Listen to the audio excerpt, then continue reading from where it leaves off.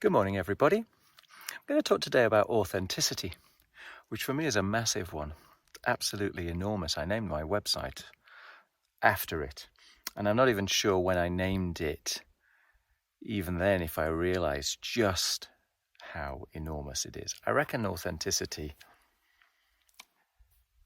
it's kind of close to I think I named it on my website, the Big Kahuna. I think there's sort of the holy grail might be authenticity, because when you find someone who is totally authentic, they just own themselves. So here's the complicated thing about authenticity. I personally, just my personal opinion, I think that authenticity is a result. I'm not sure it's useful to aim for authenticity as a goal to strive towards. I think it's simply a derivative of doing the work. Okay. So it's kind of complicated. I don't reckon there is a path that I can teach someone or promote to discover the authenticity inside of them. I think it just comes day by day, bit by bit, step by step, until you are totally you. So you attain authenticity by owning yourself fearlessly, passionately.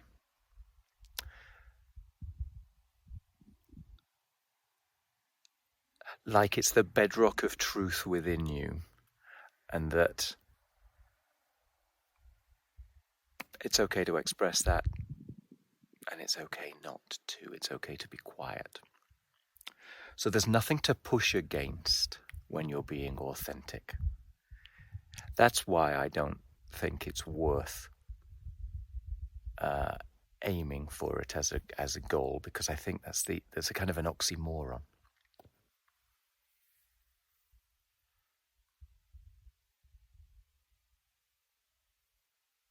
It's a bit like joy. Joy is another one. You can have joy in the moment, I suppose. You can have a sort of a stupendous feeling of joy that is stimulated inside of you.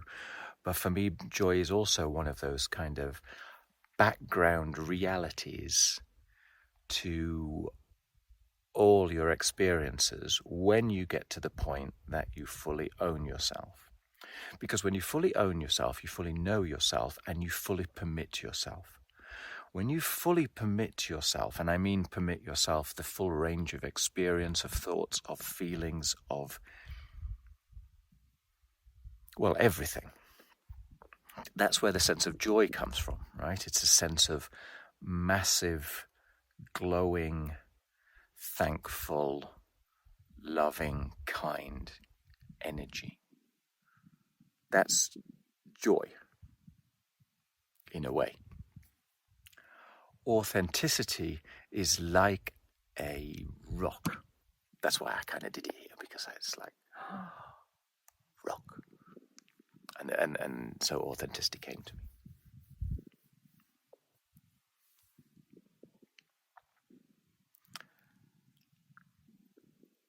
So I think authenticity comes from shedding your skin rather than adding things. Authenticity comes from giving up on the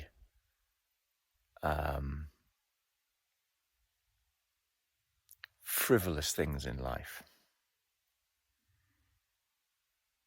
Giving up on other people's stories about how you should live your life. Giving up on the notion of what it is to be normal. This makes me smile even when I think about it. It's permitting yourself to be abnormal, right? You can put that in a positive light and say permitting yourself to be the unique, extraordinary example of humanity that you are, if that pleases you. But the reality of the situation, I suspect, is more along the lines of I'm permitting myself to be abnormal. Because that's setting you up to be judged as being you rather than as fitting in. And I think that's why authenticity is a result of rather than a goal in itself. Because it's uncomfortable getting to the point of not needing to fit in.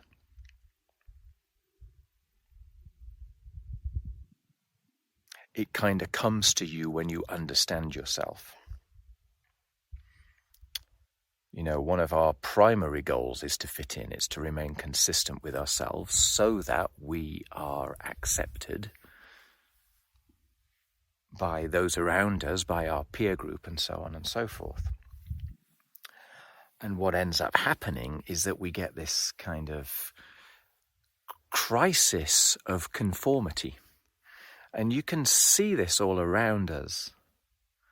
This crisis of the definition of what it is to be good. Crisis of conformity to the rules that you didn't make yourself. And you can see this in all these nonsensical pictures, stories on social media, this photoshopping, plastic surgery. You know, for me, the definition of beauty is being you.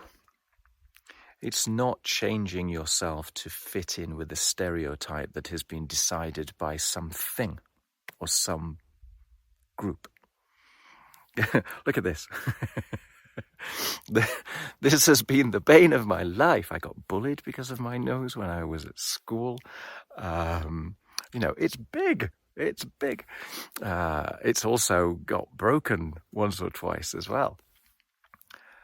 But would I change it? Would I have like plastic surgery to fix it? Hell no. Absolutely no. And I have had it suggested to me. Because for me, every wrinkle, every line, every crack is life. It's living. It's being. It's owning. It's being thankful. It's my example to the world. And I don't say that from an egotistical point of view. It's just a statement.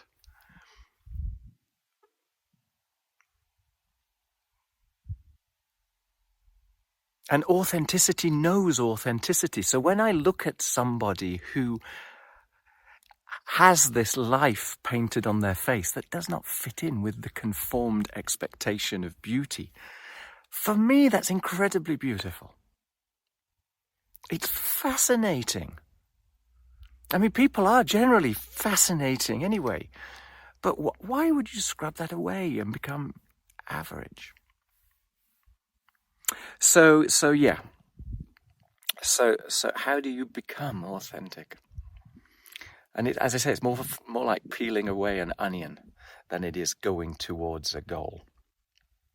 You peel away the stories about yourself. You peel away the expectations that you have for yourself that it turns out were kind of inherited, that you didn't make those expectations yourself. And you come to own your own experience, your own feelings.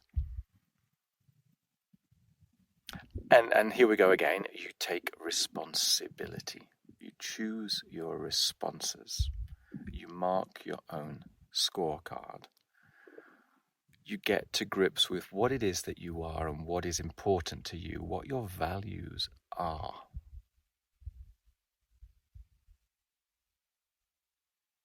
Where all that came from.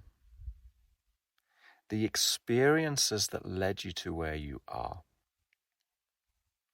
And the understanding, therefore, that what you think is your grip on reality is just a fairy tale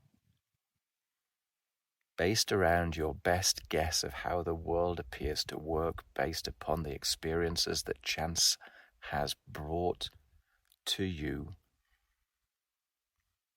that has created the lens within which you observe the world.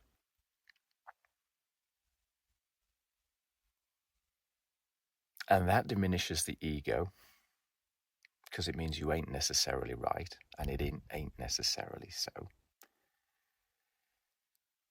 But it feels right, and it feels good, and it feels settled. And when you feel settled, you no longer need to prove yourself. You no longer need other people's approval. You already have the approval and the acceptance inside of yourself.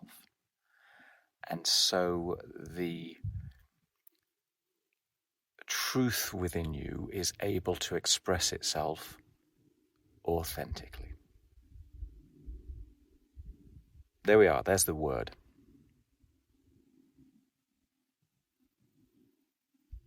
When you give up on pleasing other people, when you accept that they are also running through their roles, seeing the world through the lens of their experience, and who's to say what's right or wrong,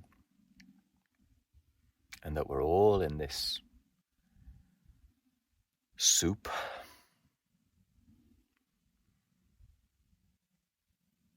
desperately looking for connection, desperately looking for meaning, grappling with the idea of our existence, our impending death, the impermanence of everything.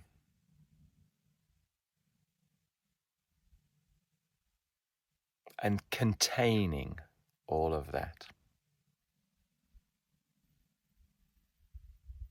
So it's neither exploding nor contracting, but it's simply existing within and around us.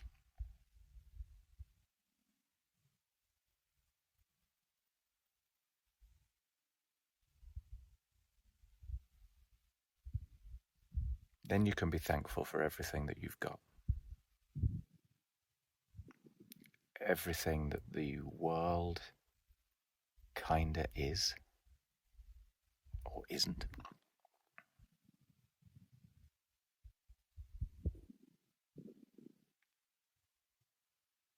Your route to get here, all the experiences that brought you here step by step.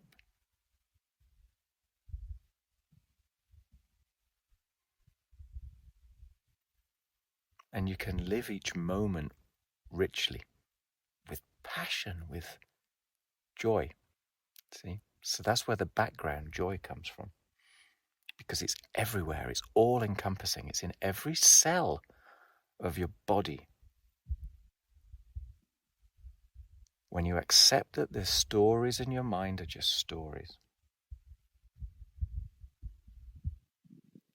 And who am I to comprehend everything? Yeah?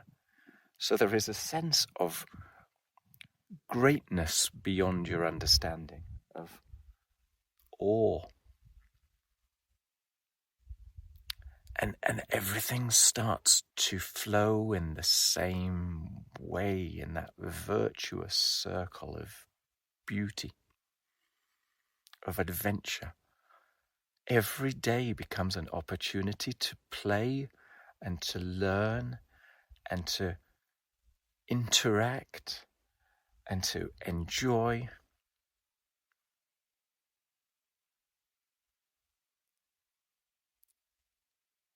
And to live the roller coaster of life, whatever that may bring. Because you can trust yourself, right? Through authenticity also comes self-assuredness. It's not so much self-esteem as it's that rock inside of you. It's this rock that's here. You have a bedrock of you. So you're emotionally stable or more stable. You can be knocked off kilter, like a compass can get bounced around, but it always goes back to north.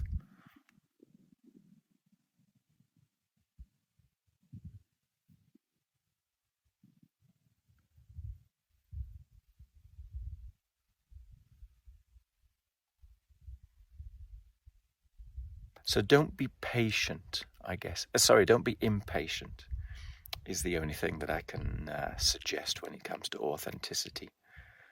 In fact, own the meanings behind the impatience.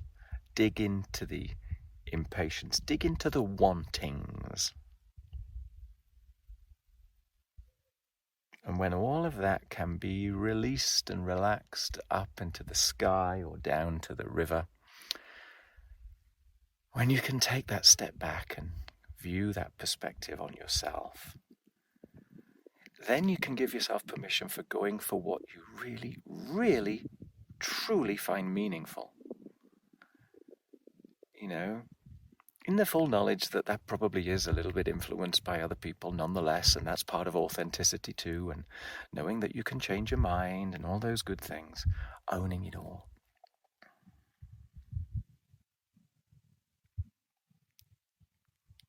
Hence the big kahuna, hence the holy grail of authenticity. I hope that makes sense.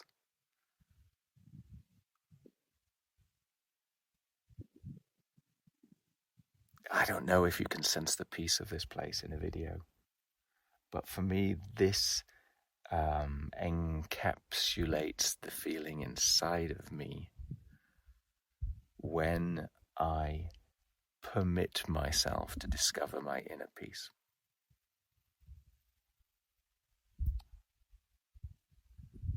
And it sounds a bit conceited, but it's kind of silent and beautiful. But that's just by my definition, right? And who am I? But yeah, peace.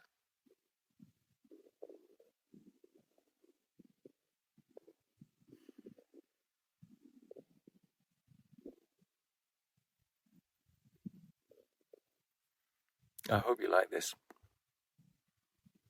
Came a long way to do these kind of videos, to set myself up so that people could see a sort of a contextually relevant background to the stories that I'm saying, because my journey has kind of been linked with all this stuff. And I find it a very useful metaphor in so many ways for life. You've got the winding river, you've got layer upon layer that's been eroded away.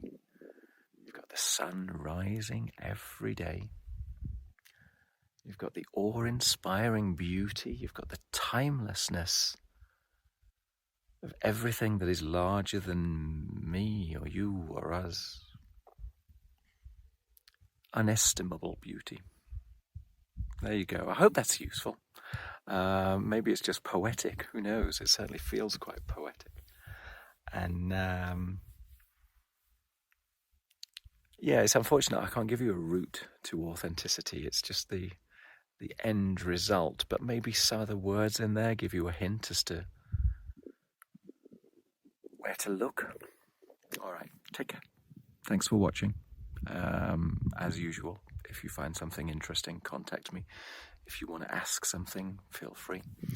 And if you're curious, go have a look at my other videos, which bit by bit are going to be populated on there. All right, take care. Bye.